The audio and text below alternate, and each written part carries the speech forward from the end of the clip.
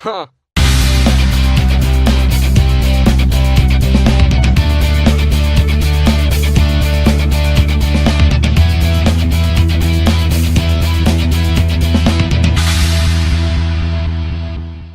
Hey guys, it's Dane at Jonah Guitars, and I got a brand new build series I'm going to start uploading.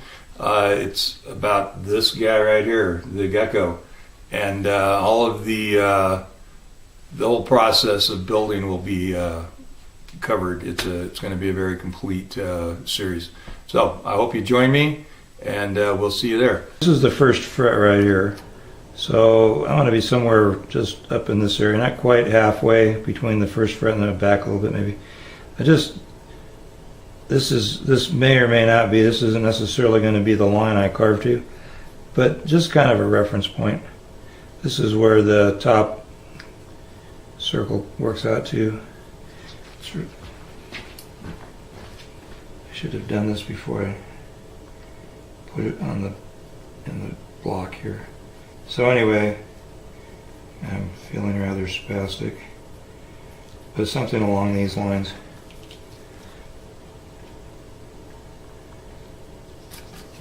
Just a bit of a radius down to that area, and I'll get to that point and then I'll pull it off of the fixture here and find out what we're doing. Still got, because of this asymmetrical, you can't even see it where you're at, but I got this hard edge that's right here that goes all the way back. And I can catch that after we get this cut out. Now, I spent a little time looking for a carving knife that I ordered. And it turned out not to be. I was thinking of it was going to be like a chip knife thing, and it turned out to be more like an X-Acto knife with a real thin blade, and I have not been able to locate it, but it flexes a lot more than I wanted. But this was what I ordered it for, so that when I did any net carving, I'd be able to come in and basically whittle this out with that knife. So I could attack this a couple ways. I'm going to use a chisel for right now, and I'm going to stay away from this line just so that I can ease my way up to it.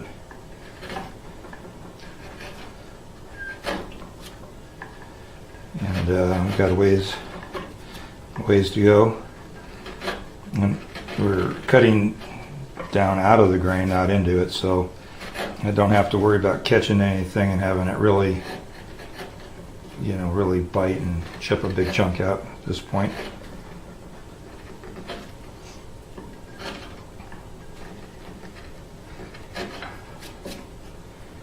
I haven't done a lot of flat headstocks.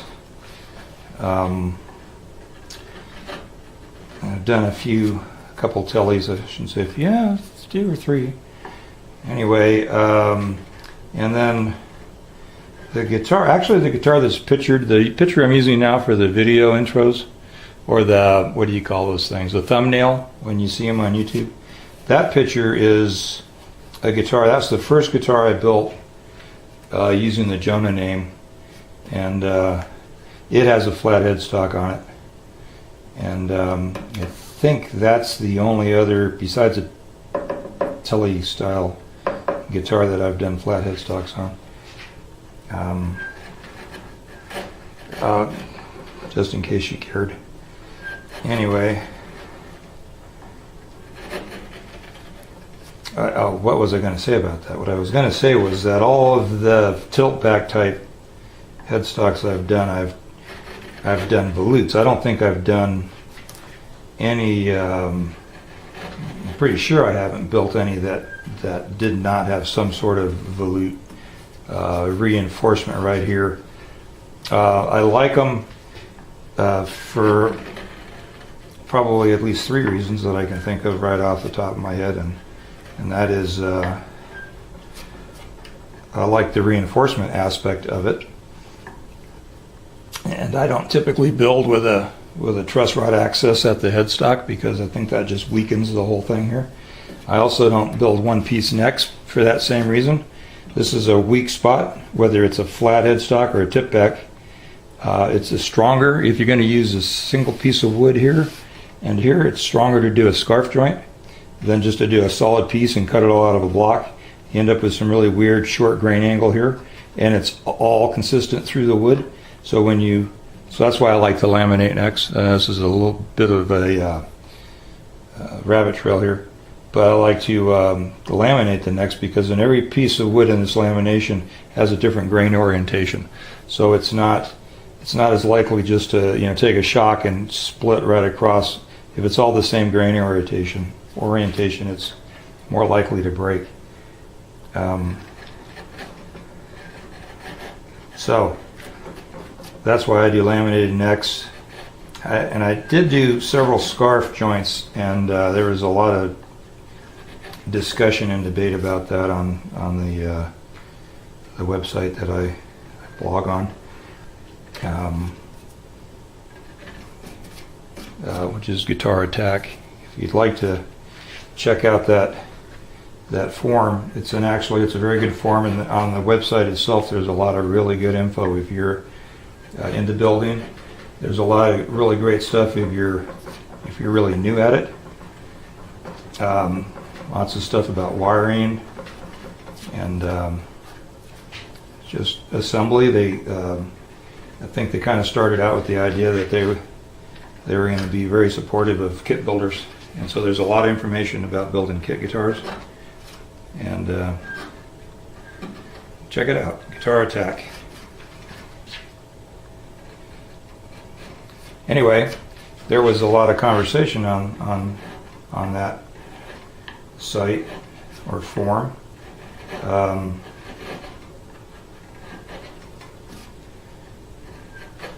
About scarf joints versus one piece versus laminated, and I was kind of vocal at one point that I wasn't that impressed with laminated necks, but then I started building them and it changed my mind. I liked scarf joints a lot initially, and I still like scarf joints, but I don't really have the need to build them because I've kind of switched over to the laminated neck kind of thing. I like about laminated necks, what I like is the strength, but I also just like that you can do a lot of diversity with laminations, and you do some creative things as far as the aesthetic, all the while building a stronger neck. So that's still up above that quite a bit. I think I might just hit this with a file, kind of roll all that in. So that's pretty clumpy at that point, but it's given us the idea of what's happening there. Did I finish my thought on the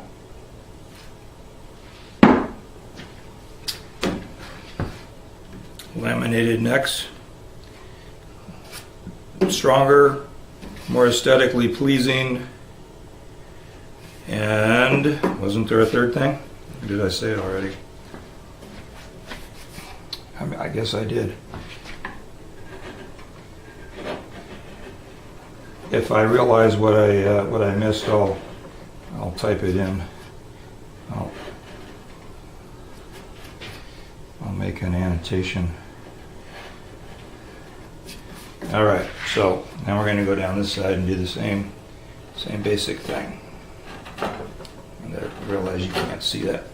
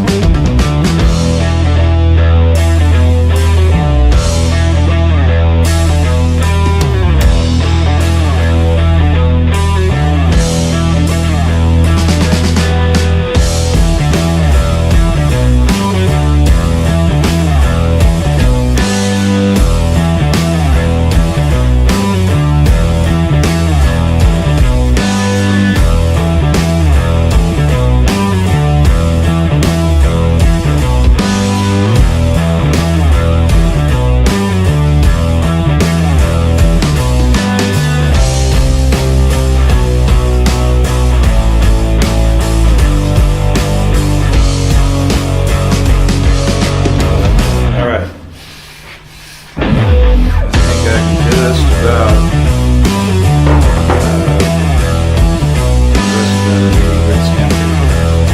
right here. I might actually do a little tighter scoop out of the side, more of a and the heel.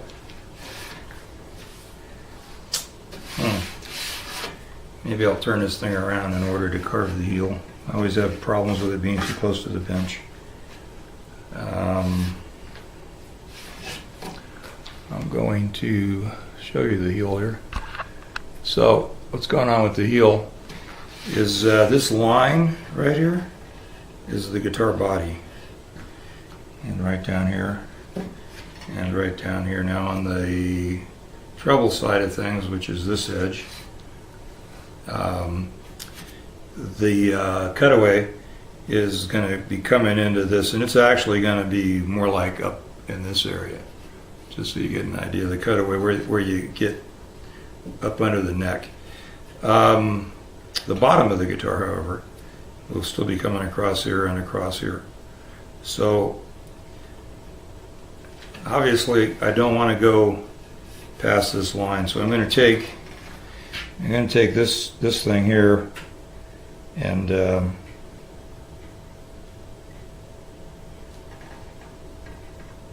I got to double check something because I got a line coming here and I'm not sure what that line's about. That scares me.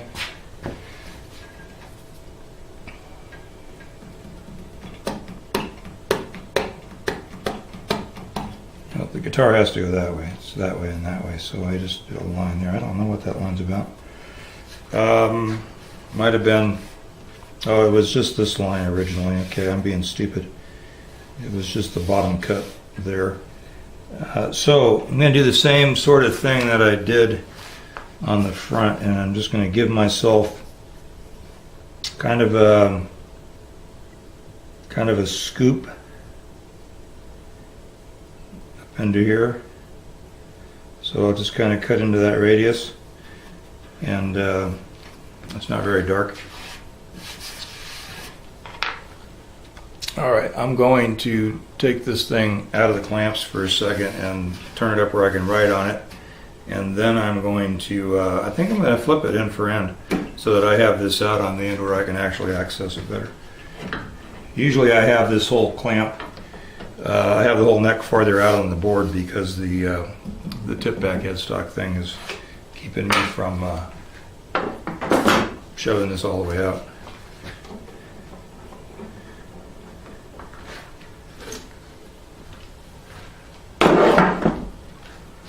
And I also want to feel this thing up around the front end so I can tell if I like the way that feels.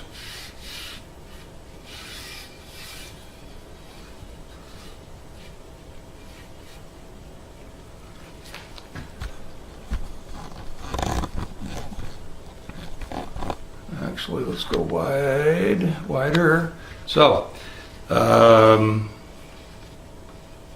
right now, that feels pretty good to me. I like to play my E chord. That's a standard E chord, right? I like to play it with my pinky, like I'm doing a bar chord. And I do that a lot of times if I'm playing bar chord here, and I'm going down to an E, I'll just do that and use that pattern. Actually, I rarely use the standard kind of old pattern without the pinky bar chord on the E shape. But you know, I mean, this isn't necessarily my guitar, but I like to make sure that, because that's kind of weird to grab it that way, but I know if I have enough room to get my hand up there to grab that weird E chord, then anybody would. I actually like that. Once I get this sanded out, I am going to go ahead and dip this out a little more, so it's got a definite edge right here. And then it just needs to be sanded so everything's kind of, you know, feeling flush and there aren't any lines or edges anywhere. I got a little bit of a line right here.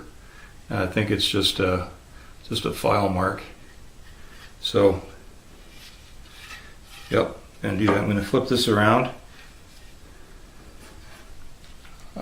found it. Okay, we're going to this end. And it's really floppy. I really don't like it. So I need to buy a regular carving knife. This is what I'm talking about. It was in my chisel drawer, by the way, which I would have seen earlier if I'd ever put my chisels away. I would have been in the drawer already. But you can see, maybe if I can find the screen, you can see how flimsy that is. Oh, I did not. I'm just your basic idiot. I didn't draw this radius on here. It just about takes care of itself if you just connect the dots. But the other thing is, I am going to go ahead and carve this and sand it all out and pretty much finish it this way. But once I get this neck glued in, if I decide I want to bring it up right to the body and maybe even roll the body into the carve, I may do that. That's why I like neck threes. I don't like the little shelf around the neck where it joins. Most factory guitars, excuse me, that was supposed to make it better. Most factory guitars have pretty bogus neck joints.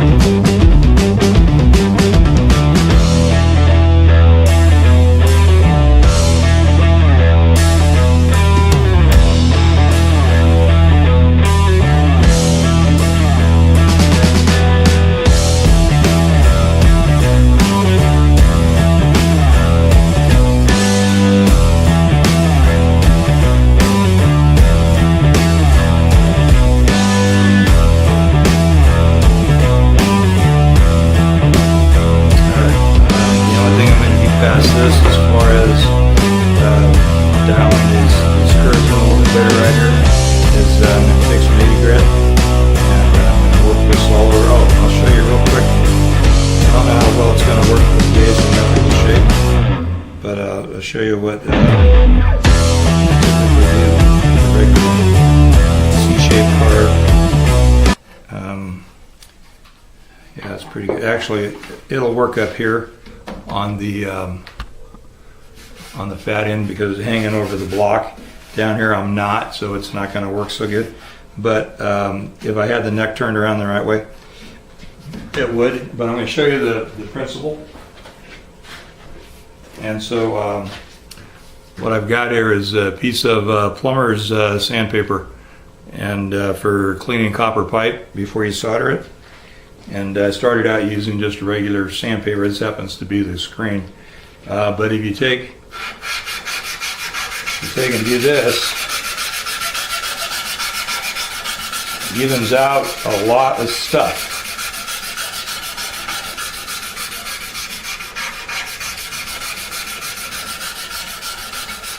The other thing I have to do that I haven't done yet, and I don't think as clearly when I got a camera running as I do when I'm just doing my work and I'm not thinking about other stuff. I'm going to take a straight edge and I'm going to round these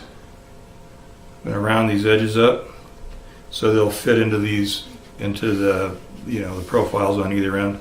And then I have that straight edge, and I can just straight edge the back of this neck and make sure that it's straight before I call it good. And I'm gonna go ahead and cut you loose now, but I'm gonna turn this thing around on the jig so that I have access all the way up with the sandpaper like that. Now just those couple minutes, or couple strokes, it already makes a huge difference on how that feels. And so once I make sure that this middle strip here is flat, then I will progress with that. And I also, like I said, you pull it off the edge of the board, it takes this corner off of the fretboard, so that when you're playing, you don't want to feel that big flat edge right there, or any edge right there. You just kind of want to roll right up to the top of the fretboard. So, and that's one of the things that I like about Fender necks. They're one-piece necks because they're radiused right up to the top of the board. The thing I don't like about that is they're usually sharp on that top edge. So you need to go in between the frets and either scrape that little corner off or burnish it in, kind of flatten it out with a hard, like an edge of a screwdriver or something. But that's kind of how that's working. I can feel this is a little high right here actually, so as I straighten out this back strip, and then everything just continues to be leveled into itself. I think you can probably see here that or fully understand the process of how this works. I have somebody very excited about talking to me, so I'm gonna go see what that's about. And you can see there's some little lines here and there, and those are they just need to all be sanded and blended together, and it'll be sweet. All right.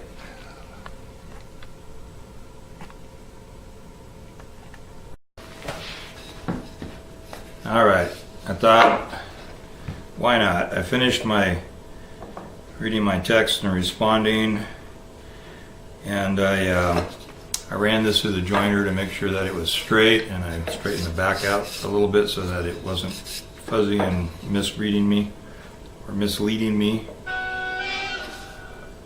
What? Really? All right. Crisis averted. All right. So I do have.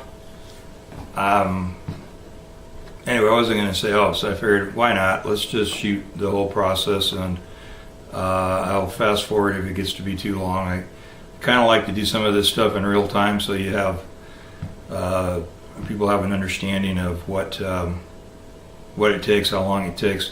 So right now, what I'm reading here is that I've got a hump right about here, and so I'm going to mark that area with chalk. I already knew I was high right here, because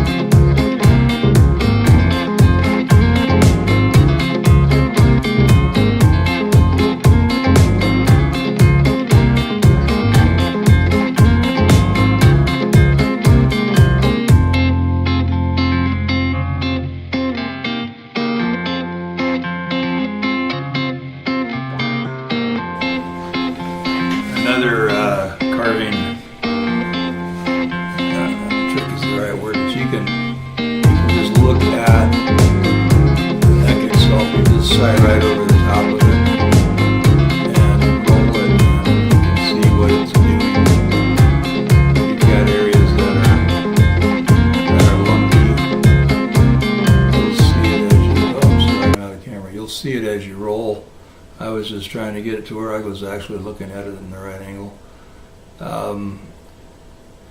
You can see it as you roll if you've got weird lumps.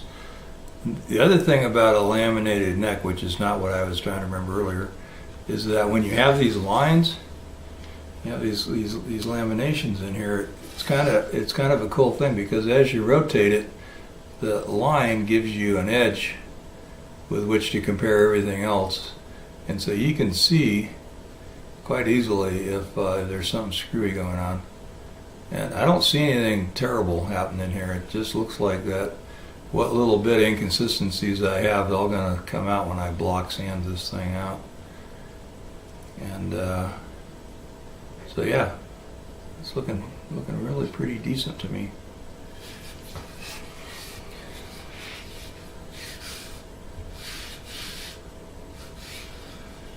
I'm going to just soften these corners here where that's where it meets the body. So I'm going to stay ahead of the line still, because I don't want to have a gap where this glues into the body. But I'm going to soften this corner so that you don't have a point here, because that's never good. Both sides. And like I said, that still leaves me room to modify things if I get it glued in and I want to actually round the body off a little bit and make the whole access a little more comfortable. So anyway, let's stick it back down here. I'm wasting time.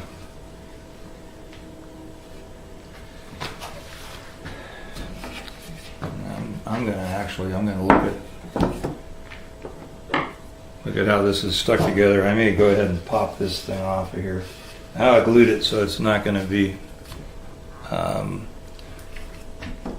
Even though I just popped some little toenails in it, but it's glued down, so it may not pop off of there very easily.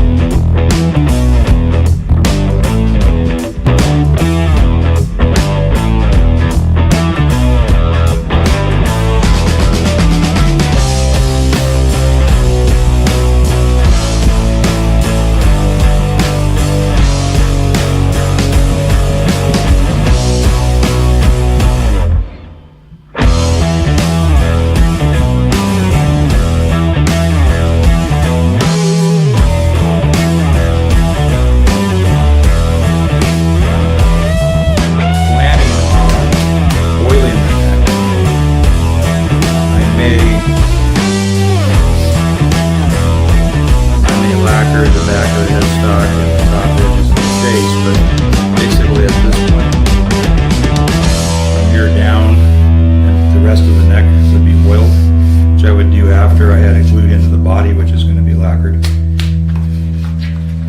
One of the only reason that I wouldn't blend the neck and the neck heel into the body would be so that I have a good natural place for the separation between the lacquer, the gloss lacquer finish, and the oiled neck.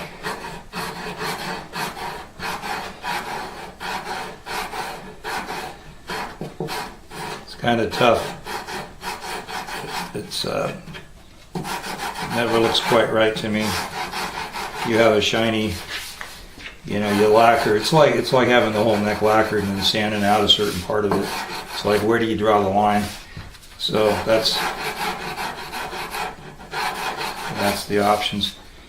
Then again, you never know. I might decide to do something and just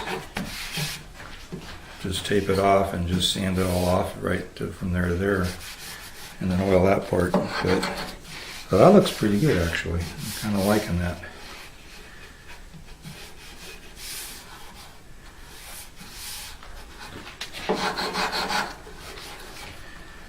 Got some areas right up at the very front end of this neck here where I want to roll. Now I'm going to use this other. I want to roll up onto that fretboard more.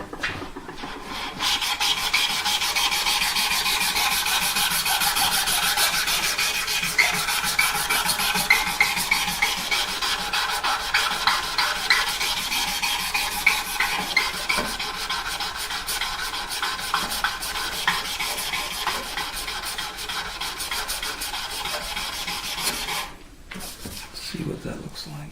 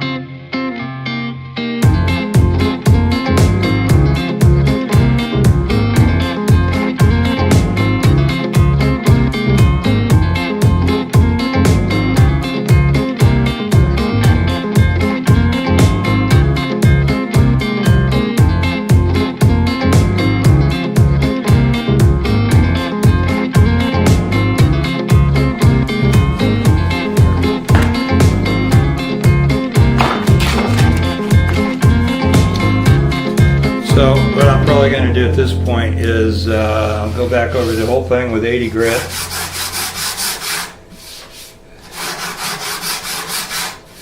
Cover the whole thing with 80 grit, and then 100, and on up 200, 320, and that will be plenty fine enough for oil. And as I oil it, I will work my way up with wet and dry paper, probably up to about 1,000.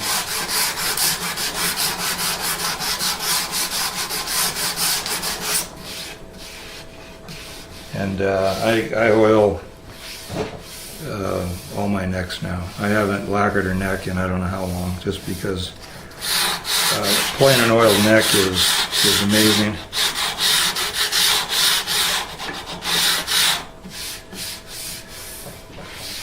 Alright, I really am going to go ahead and turn you off there because the rest of this is sanding. And let me pull it out of here though first.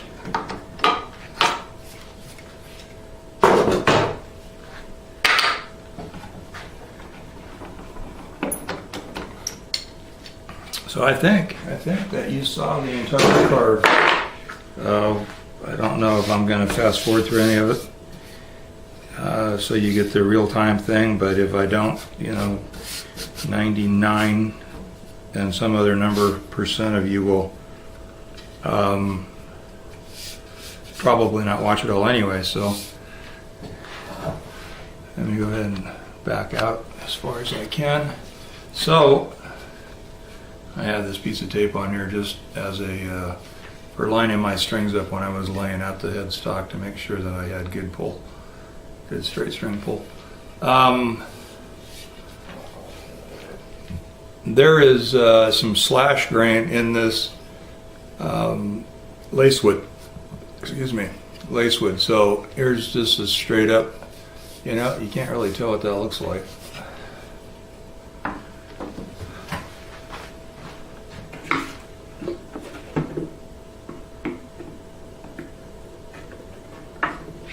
Got a piece of paper towel over there. I'm going to go ahead and wet this, and you'll be able to see what it's going to look like. It's my last paper towel.